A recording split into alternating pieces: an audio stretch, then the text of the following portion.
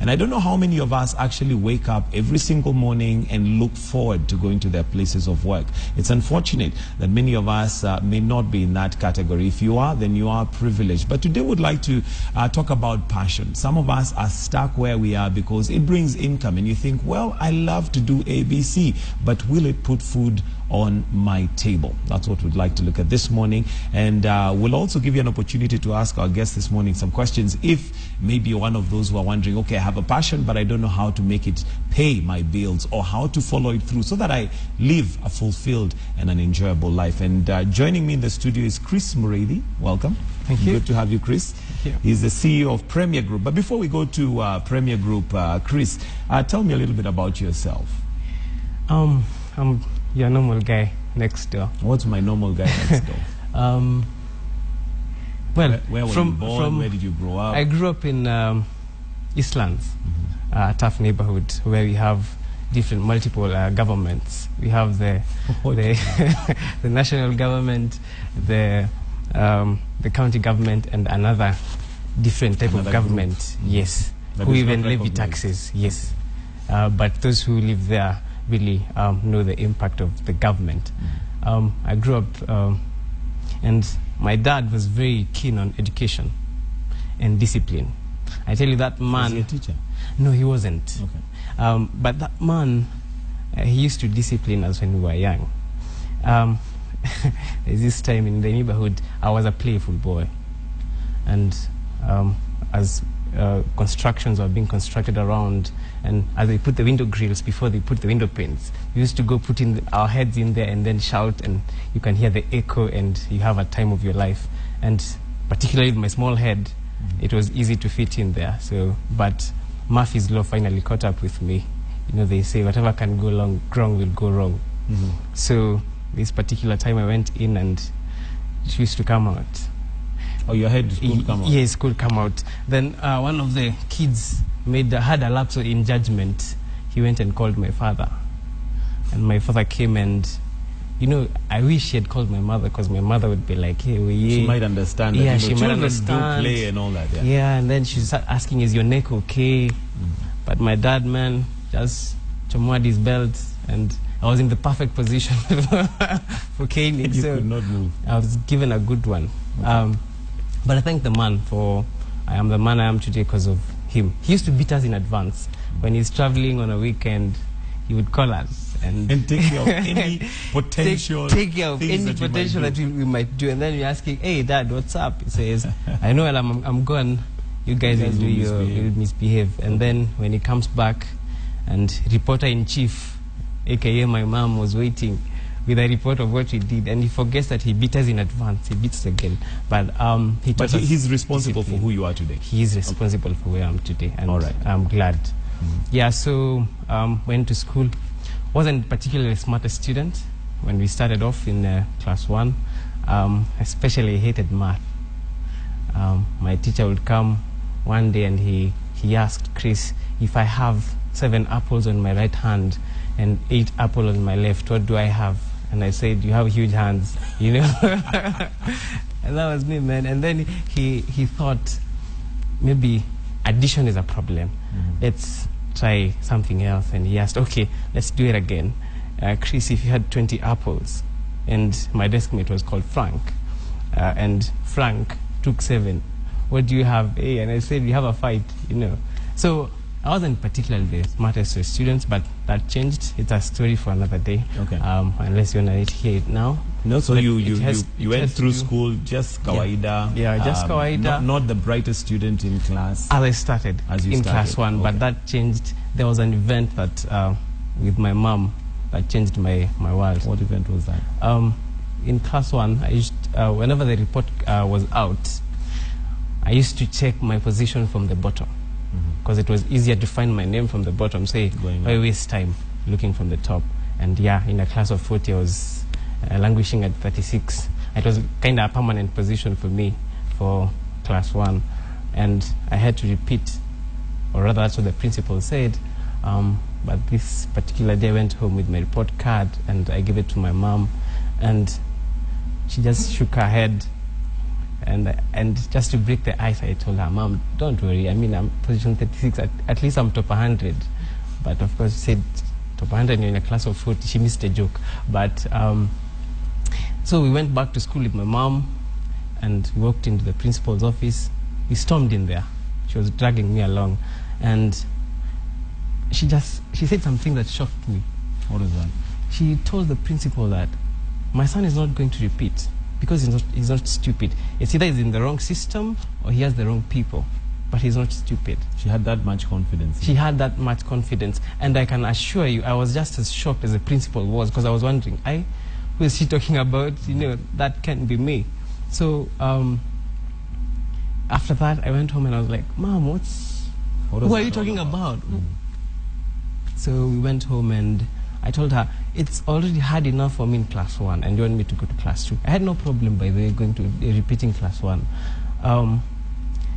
And that was the first time I saw my mom cry, because I told her, I can't hack it in class 2. And she took a slipper, a red slipper. You know, when we were kids, it was deemed more painful to be spanked with a red slipper than it was a green one or a blue one. So she took a red slipper and a Bible. And she gave me my favorite verse to date in Philippians, that I can do all things through Christ who strengthens me. Philippians 4:13. Philippians 4:13, which is my favorite verse. And in my house, I have put it somewhere, and I read it every day, because that verse changed my life. I had a brain transplant. No wonder I'm very passionate about the subject of transformation. And that's what my company is all about. It's all about change and transformation. Before we get there, how did that incident change your life?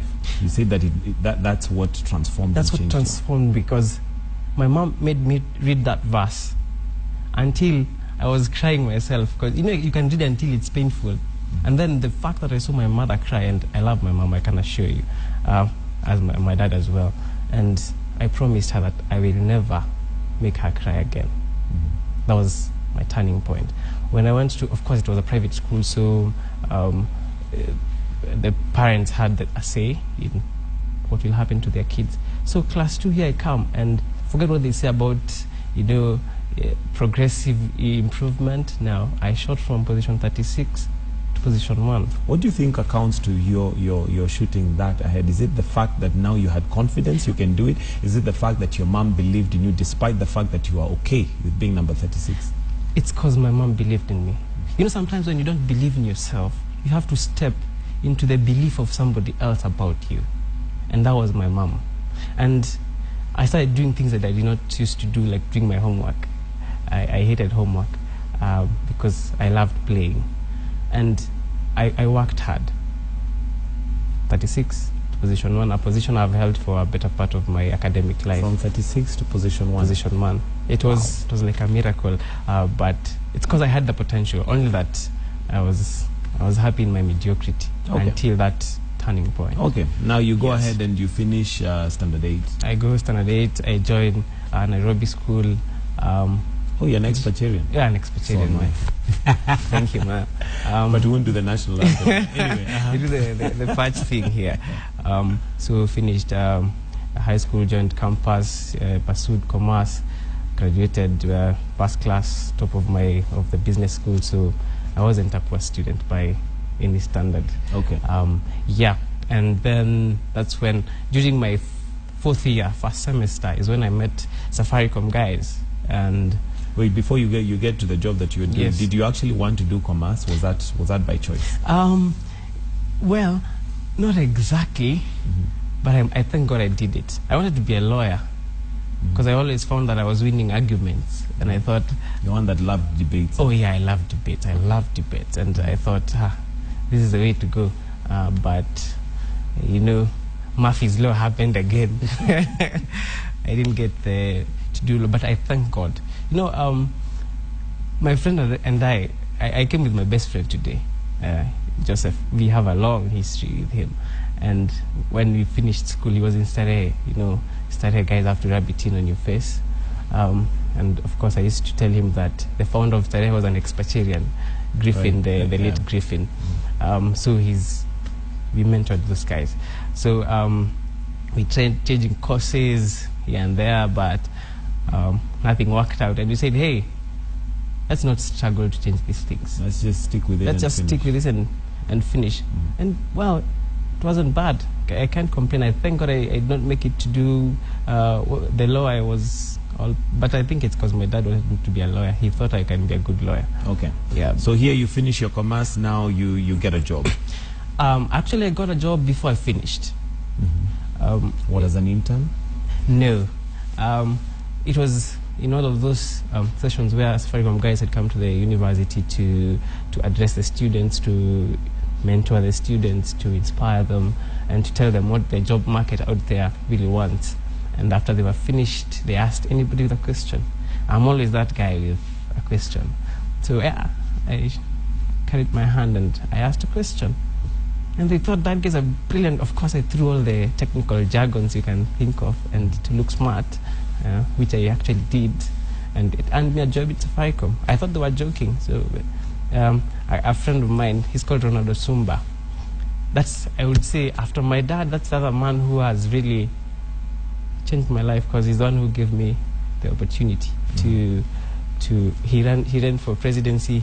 As much as you guys just voted on Twitter and Facebook, but at least he tried. At least he tried, and he's a man with the interests of the people at heart. So he took me in under his wings. He mentored me. I got the job before I cleared campus, even before I graduated, in the enterprise business unit. Okay, so here you are now. You've graduated. You've got your job at Safaricom, and what were you working as? I was in the corporate sales as an account manager. Okay. Yes, so I used to sell to corporates. Yeah. And did you enjoy what you were doing? At first, you know, the excitement from just fresh from college, you have all this energy, you have a point to prove, and especially being a top student, you don't want to fail. Right. It's one of those things you have to maintain that standard of you know. But you understand, you come to realize that it's a whole different world, the academia and the real world. So I went to in my job interview. You know, people expect a 6-figure salary. Of course, you will get it, but you know what matters is where the decimal is. So I went for my interview, and it gets that point of salary.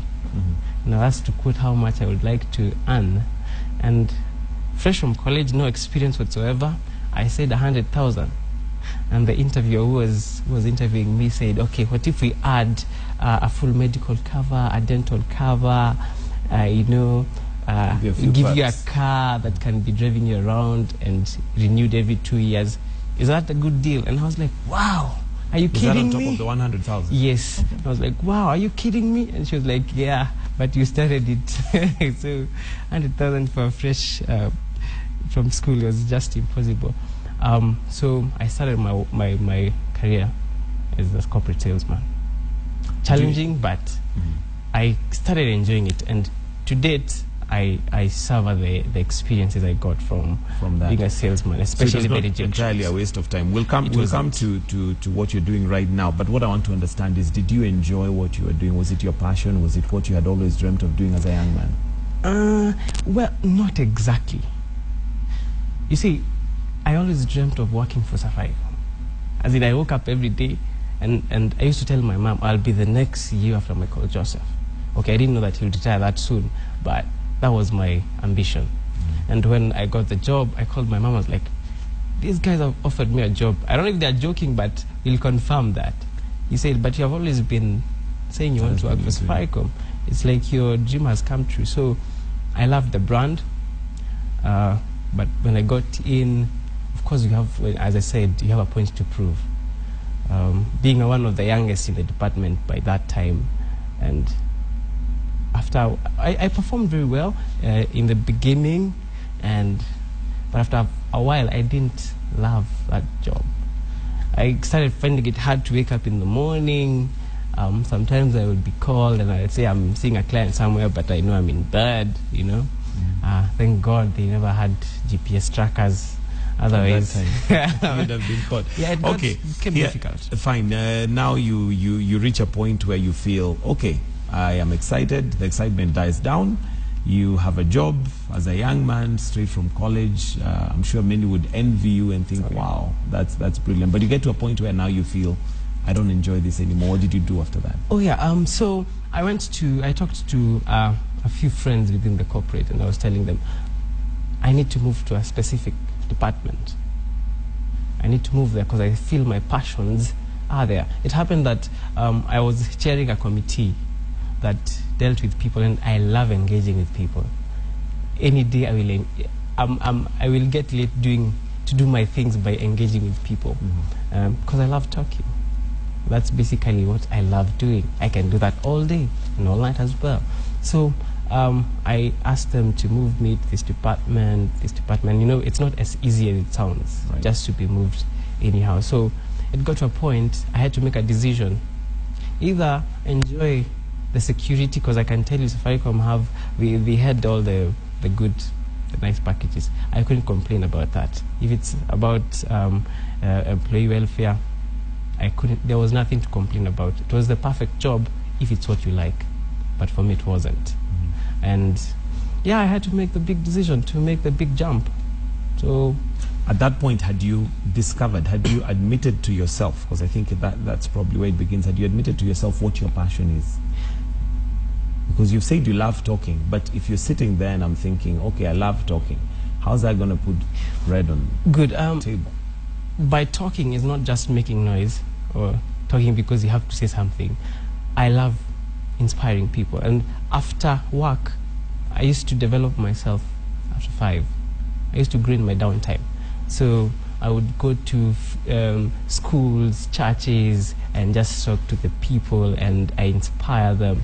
And my turning point was when I was invited to a boot camp in Limuru, and it was a 20-minute speech.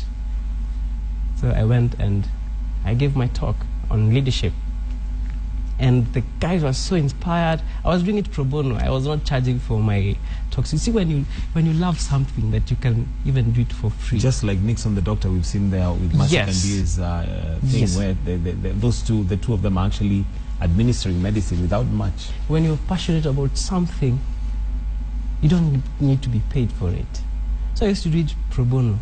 But would you say that's one way of discovering your passion? oh yes, it is. What you can do for free? There's that thing that nobody needs to pay you to do it. You just find yourself doing it, and you enjoy doing it. And after the boot camp, as I was heading back home, the guys called me and told me, hey, before you go, we have something for you, a token of appreciation. I was given an envelope, and as I was going home, I decided to open the envelope, and 10K. Doesn't sound much, but having spoken for 20 minutes, and I was given 10K, which means I earned 500 shillings per minute. I was thinking, how much more can I make in a day if I make this a full profession? And on top of that, something that you enjoy doing. And you know, for me, people have different definitions of success. My definition of success is doing what you love and finding people to pay you to do it. That's my definition of success. And I reflected, if I made this much in this amount of time, if I dedicated myself to develop this gift, because, you know, let me tell you, nobody pays for raw materials. If you go to a country like Cote d'Ivoire, they produce cocoa, which they export to Switzerland for about $2,400 per ton. And then in Switzerland, it's processed, brought back as Toblerone, which is sold for $19,000 per ton. It's the same thing, just that it has been refined. It has been refined. And it's the same with your talents and gifts and passions. Nobody pays for raw materials. When we're talking about talent, how is it? Break it down for me. How is that raw material, and how do I refine it? If you read, I love scripture, and there's a scripture that says, the gift of a man shall make room for him, and shall bring him before kings. And a talent it's God-given. It's that ability that, you see, like speaking, not everybody will speak. Not just, you know, there's a difference between talking and speaking. Many can talk, but ask somebody to stand on stage and talk to people, Even myself, I did not do that in the first, when I started. But those gifts that we have, I mean, your gift can be smiling. You know, it can be when you smile, you just bring life to people. But how do I package that? How do I refine it, like you said? Good. Now that's when it comes to developing your talent. For example, I am a speaker. What do I do every day? Every day I wake up at 4 a.m. I read. I read in between 6 to 8 books every month. The average human being reads 1 book in a year, which then makes me know things that people don't know. And then you will stand and speak and they think, that boy is a genius. No, I'm not a genius. I'm just a normal guy, but I do what others don't do. And you took time to invest in yourself. I invest. You know, I was talking to a group of in Strathmore, I think 2 weeks ago, and I was telling them I spend more money on books than I spend on my clothes and food every month. I spend more. I'm like ladies and shoes, like how they walk and see shoes, and you're like, oh, they're in debt, but they still can't leave the shoe. I'm like that with books. And Ronnie once told me that, show me the books you read and the friends you keep, and I'll tell you where you will be in 5 years. And it's true, because all the knowledge that we seek and the answers that we seek, they're either with people or in books. Okay. There are people who really want to develop their gift and their talent, whichever way you look at it. How does one actually discover this is a passion? Not because, you see, I may look at my Uncle John, who has a very big car and maybe is a doctor, and I think, wow, I'd love to be like Uncle John. But maybe medicine is not my thing. How do I actually discover my passion before I even start developing it to make money out of it? Okay, there are different ways to discover your passions. First, as we said, there are those things that you're willing to do that just come naturally to you. You can do it for free. For me speaking, I could even pay you to listen to me because I so believed in my speaking capabilities. So the other thing is, there are things that make you angry. Have you ever been to a restaurant with a group of people and then you're enjoying your meal and then somebody is saying, man, there's black pepper missing in this food, and you're thinking, what is he talking about? You're enjoying your meal. Right. There are those things that make you angry. You go to and you find some, and you're always saying, somebody should do something about this thing. That person is you. You're only sleeping on it. So those are some of the cues that you can see, this thing that just makes me angry. And it could be your passion. That thing that you want to change. It could be the thing that you're passionate about. So if you can then harness that and set a program to develop it, because everything, I can assure you, it has to go through a process of development. Okay. Now, maybe your advice to parents, because they're probably one of the most instrumental people in children's life. You mentioned your mom was your turning point when she believed in you. And as parents, sometimes you want to bring up your child in a certain way and guide them so that career-wise they'll be stable. And you may ignore their passion. How does a parent develop their child's passion and at the same time guide them in their future? Okay, one thing I think that is totally wrong with our education system, to start with, is that it trains each of us, those who go through the system, to be job seekers. And that's why we have a big problem, because the people creating jobs are very few. Therefore, there is an outflow, an oversupply of people who are qualified to do the jobs, but there are few who are actually creating the jobs. And every system has a predetermined outcome. And this one of ours, I think it's a colonial system that is just meant to bring out smart slaves.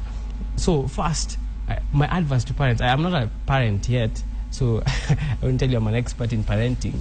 But one thing I know is that I will give with my dad and my mom. They have always supported me in whatever I want to do. When I told them support is crucial. For example, when I said I'm resigning from Safaricom, for a parent who knew that this was your dream company, the first thing they would say is, man, have you thought about it? Think about it more. My mom was like, you think that's the best thing to do? Are you sure about it? Right ahead. Go right ahead. You have my support. And I think that's where many parents want children to be like them. And you have to agree with me. When God created each and every one of us, He gave us a a distinct fingerprint. There's nobody with a fingerprint like yours, I can assure you. That's why they are used as the mode of identification, because there's nobody else Who has that? And the same way, you have a gift that I don't have, and it's only you who can deliver that gift to the world. And then Miles Monroe has always spoken of the grave as the richest place. Why? Because there are so many people who have sat on their talents and they let them go to the grave. And I can assure you, think of all the successful people, really successful people you know. Is it their education or their gifting? It's more of the gifting. It's more of the gifting. Now, Yes. one must be very brave to walk out of a well-paying job to follow their passion, despite the fact that at that point, maybe the passion has not yet been established as a foundation. In other words, you don't have a company that's running, you're just following your dream. What brought that change in you, and how does one who is sitting, watching and thinking, I know what my passion is, I know I can get some money, but hey, at the end of the month, the landlord is going to be knocking, so I have to keep doing this. How do you transition? First, you know, there's one thing that has stopped many people from living their dream, and fear is one of them. Fear, false evidence appearing real. When I was about to resign, I sat with my boss and he told me, man, you know, it's tough out there. And I asked him, okay, sir, I don't mean any disrespect, but how many times have you been out there and came back and realized it's tough? Well, I've been here for about 8 years, and I'm like, my point exactly. You see, when you seek for counsel, don't seek for counsel from somebody who has not had the experience. If you want to know the road ahead, ask those who are coming back from it. So I was determined. I so believed in my passion, and the main thing that kills people's passions is self-doubt. I think it's the biggest enemy of living your passion. You know you can do something, but you don't believe you're qualified enough to and that's why many people sell themselves short. So I had to, it's a decision I made. I didn't care what it's going to happen. There's this guy who was captured. He was a soldier, was captured behind enemy territory, and he was to be executed. And on the morning of execution, he was told, you have two choices. One, you can either walk out through this door where there's a firing squad waiting for you to shoot you dead, or you can go through this other door. And then he asked, where does this door lead to? And he said, he was told, this door, all we know is that there are unknown horrors behind that door. And he chose to face the firing squad. Then the secretary was curious to ask the captain, what really is behind this door? And the captain told him, freedom. But very few people choose it. Okay. Because some people would rather have known hells to unknown heavens. Well, I chose to use the unknown heaven. The unknown heaven. Than the known hell. Well, Chris, it looks like time is against us, and I'll take this opportunity to thank you so much for sharing with us your life and really how you've stepped from a well-paying job into your passion, because I know there's so many people out there who'd love to do that. And thank you for sharing with us. You're welcome. All right. And